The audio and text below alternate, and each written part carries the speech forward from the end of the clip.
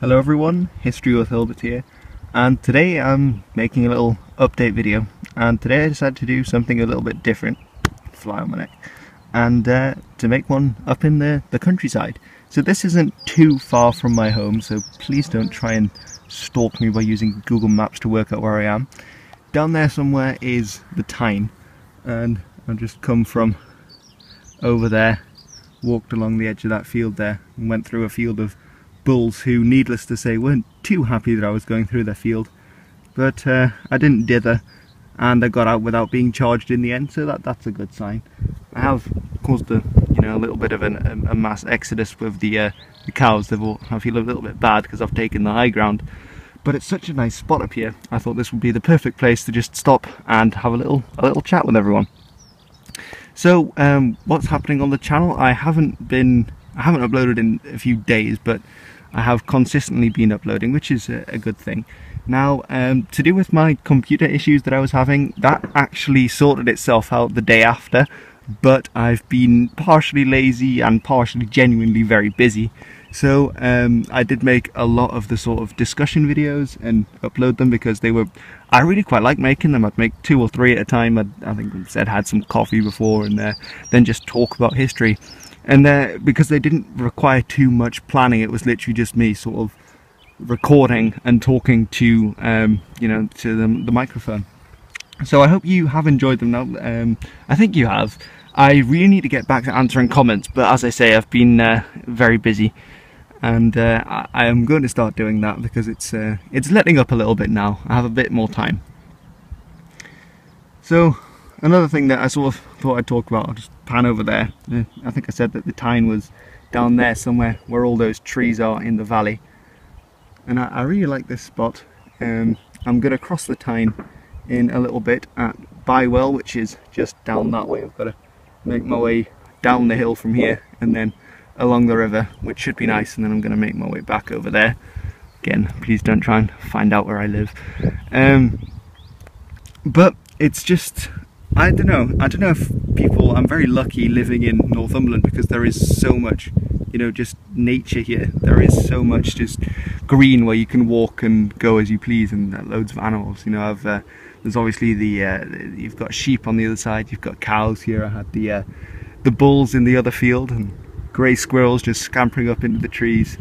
So it's really nice. Lots of insects out. The birds are just singing really nicely. So honestly, it's really nice to come out in the summer. Now, I'd highly recommend to everyone else that they, if you can, find the time to go out into the wildlife and explore a little bit. It is very nice. And I was just wondering as I was coming down the path, there was a very big oak tree and there was a grey squirrel, which is why I stopped there. And I was thinking, how many other people would have gone past that tree, because it's the Tyne Valley isn't very crucial to history. Nothing much has really happened, although it was quite important for sort of the Industrial Revolution. We had a lot of things going on here with Robert Stevenson. He lived down in Wylam, which is down that way, and he was very important. You've got obviously the train lines, so it's got a connection there. It was an important region because of all the coal mines, all the mines in the area, so you needed trains. Now, of course, pretty much all the coal mines have gone, so now I've just got these really nice little villages. And actually the Tyne Valley and around here, now I'm not sure if you can make out, but over there, see if I can zoom in, that tower, that's Ovingham, and that is one of the oldest churches in England. It's I believe it's a Saxon tower, a square tower, and a Norman church as well. And there's a stone there that I'm going to make a video about with I think a Viking, a Norse pagan scene depicted on it, which is very interesting. But where I'm crossing the Tyne, which is at Bywell, which is down that way, there's also a church. And what I was going to say was that the Tyne Valley and the area around here is very famous for its churches, its Anglo-Saxon churches. And Northumbria as a whole, the kingdom, was pretty much the seat of Christendom in Anglo-Saxon England. Of course, you've got Lindisfarne, which is very famous, but before that it was a Celtic Christian monastery, because the people who converted the Anglo-Saxons, it wasn't the Franks, as you might suspect, the big Christian kingdom in Europe, and it wasn't the remnants of the Celtic population who were still left over in England. No, it was actually the Irish and the Irish living in Scotland who came over and converted them.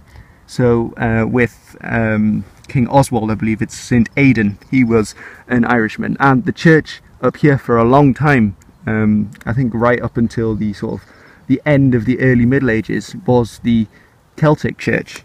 And then in the south as well, you do have Frankish missionaries from the continent who converted them, and then they followed the Roman church. But up here, up in the north, and in Scotland as well, in Pictland, when that was converted, Celtic Christianity.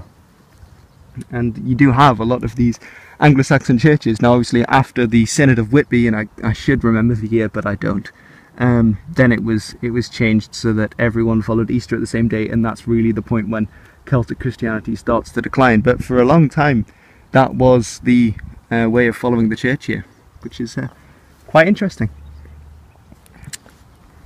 I do really like it up here.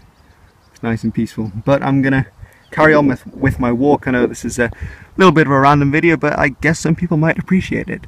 So thanks very much for watching, and I'll be back with you very soon making some more videos of history, languages and things of that ilk.